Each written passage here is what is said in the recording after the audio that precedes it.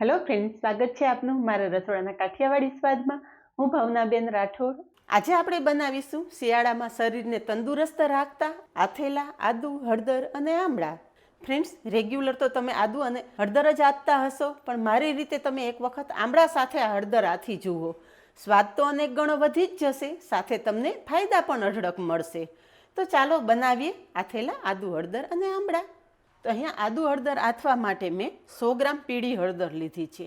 પીળી હળદર લોહી શુદ્ધ કરશે અને ત્વચાને ચમક આપશે. એની સાથે લીધી છે 100 ગ્રામ આંબા હળદર. આંબા હળદર હાડકાં મજબૂત કરે છે, ભાંગેલા હાડ સાજા કરે છે અને જે હાડકાનો દુખાવો રહેતો હોય ને તો એ પણ દૂર કરે છે. એની સાથે આજે આપણે આમળા પણ ઉમેરવાના છે.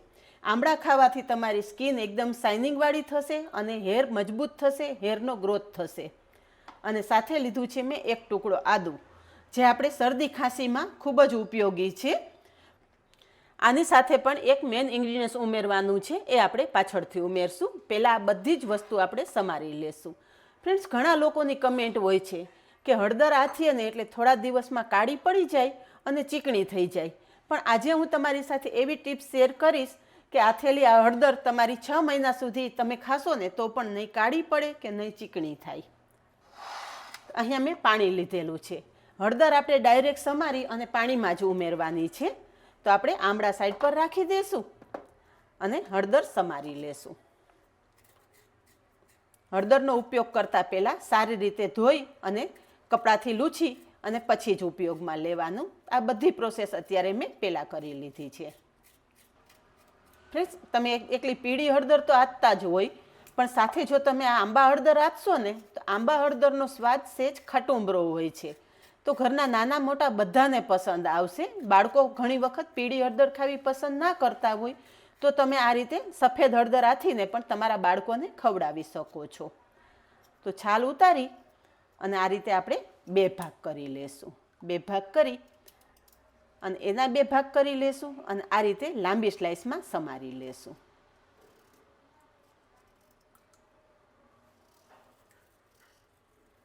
એ જ રીતે પીળી હળદર પણ આપણે છાલ ઉતારી અને સમારી લેશું.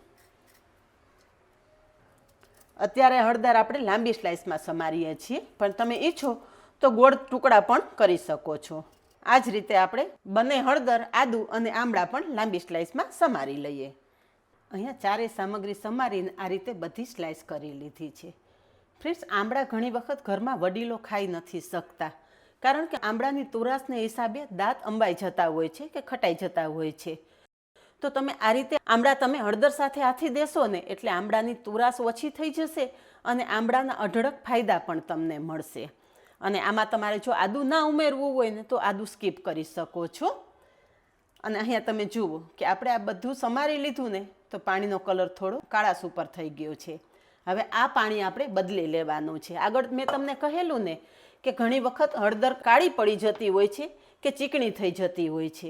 ફ્રેન્ડ્સ, તમે આ રીતે આ હળદરને ધોઈ અને તરત જ આથી દેતા હોય ને તો હળદરની જે અંદર કાળાશ હોય છે ને એ આ રીતે બહાર આવે છે અને થોડો ટાઈમ થાય ને તો તમારી હળદર ચીકણી કે કાળી થઈ જતી હોય છે. પણ આ હળદરને આપણે 2 થી 3 પાણીથી ધોઈ લેવાની છે. જ્યાં સુધી પાણી ચોખ્ખું સરસ ના મળે ને ત્યાં સુધી હળદરને ધોવાની છે. 3 પાણીથી હળદર ધોયા પછી અહીંયા તમે જુઓ કે આ પાણી સરસ ચોખ્ખું થઈ ગયું છે. આવું ચોખ્ખું પાણી થાય ને ત્યાં સુધી આપણે આ સામગ્રીને બધી ધોઈ લેવાની છે. બસ હવે એ પાણીમાંથી કાઢી અને હળદર એક બીજા મિક્સિંગ બાઉલમાં લઈ લેશું. ઘણા લોકો એકલા આખા આમળા હળદર મીઠા સાથે આથતા હોય છે, પણ તમે આ રીતે લીલી હળદર સાથે આમળા ઉમેરી એક વખત આ અથાણું તૈયાર કરી જોજો. ફ્રેન્ડ્સ, ઘરમાં નાનાથી મોટા બધાને પસંદ આવે ને એટલું સ્વાદિષ્ટ આદુ હળદર આથેલા તૈયાર થાય છે. હવે એક મોટી ચમચી ભરી અને મીઠું ઉમેરશું. આ રીતે કોઈ પણ વસ્તુ આથતા હોય ને તો મીઠાનું પ્રમાણ થોડું વધારે રાખવાનું. મીઠું છે ને પ્રિઝર્વેટિવનું કામ કરે છે. આપણે લીલી હળદરનો તો ઉપયોગ કરેલો જ છે, પણ સૂકી હળદર પણ અડધી ચમચી જેટલી ઉમેરી દેશું. હવે આથેલી હળદર આવી ને આવી ફ્રેશ રહે એ માટે આપણે અહીંયા 4 થી 5 ચમચી જેટલો લીંબુનો રસ ઉમેરવાનો છે. તો મેં અહીંયા મોટું 1.5 લીંબુ લીધેલું છે. તો ફ્રેન્ડ્સ, આગળ મેં તમને કહેલું ને એક સિક્રેટ સામગ્રી ઉમેરવાની છે, એ છે લીંબુનો રસ. લીંબુનો રસ પ્રમાણમાં થોડો વધારે જ ઉમેરવાનો, જે તમારા અથાણાને લાંબા સમય સુધી એકદમ ફ્રેશ રાખશે અને સ્વાદ પણ એવો ને એવો રાખશે. અને લીંબુનો રસ આપણે સરસ મિક્સ કરી લેશું. હવે જો તમે આમનામ જ રાખી દેશો તો પણ આ આદુ હળદર તમારા કાળા પડી જશે. તો એની સાથે આપણે 1 ગ્લાસ જેટલું પાણી ઉમેરવાનું છે, કે પછી ડૂબડૂબા હળદર પૂરી રીતે ડૂબી જાય ને એટલું પાણી ઉમેરવાનું છે.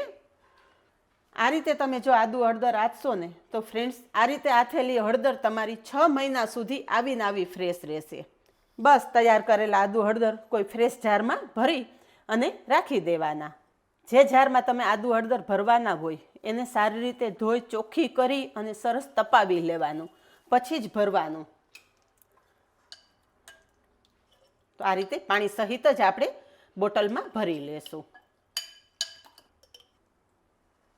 બોટલમાં આદુ હળદર ભરી લીધા છે, પાણી પણ અંદર આ રીતે ઉમેરી દેશું. તો અહીંયા તમે જુઓ કે ઉપર સુધી પાણી આવી જાય ને એ રીતે મેં પાણી ભરેલું છે. ફ્રેન્ડ્સ, આદુ હળદર આથવા એટલે 15 જ મિનિટનું કામ છે, પણ અમુક નાની નાની ટિપ્સ તમે ધ્યાનમાં રાખો ને તો આદુ હળદર આથી અને લાંબા સમય સુધી તમે એન્જોય કરી શકો. તો તૈયાર છે વિટામિન સી થી ભરપૂર આદુ હળદર અને આથેલા આમળા. તો ફ્રેન્ડ્સ, તમને જો મારી રેસીપીઓ પસંદ આવતી હોય તો વિડીયોને 1 લાઇક ચોક્કસ આપજો. અને હા, આવા જ અવનવા વિડીયો જોવા માટે ચેનલને સબસ્ક્રાઇબ જરૂર કરી લેજો અને પાસે રહેલું બેલ પણ પ્રેસ કરી રાખજો, જેથી આવનારા બધા જ નવા વિડીયોની નોટિફિકેશન સૌથી પહેલાં આપને મળે.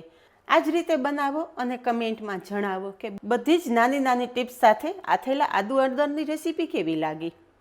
આજે બસ આટલું જ. મળીએ નેક્સ્ટ વિડીયોમાં. ત્યાં સુધી બાય. Thank you.